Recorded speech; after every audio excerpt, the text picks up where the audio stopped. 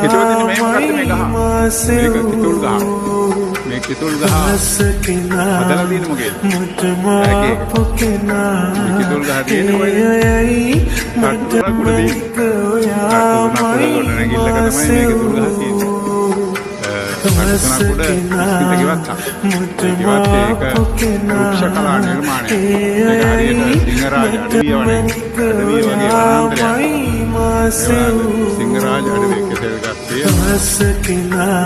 පළතුරු ගස් තියෙනවා. ඒක හරියට වනාන්තරයක් හා සමානයි. පඳුරු තියෙනවා. ඒකේව තියෙනවා. තාවි දේවල් තියෙනවා.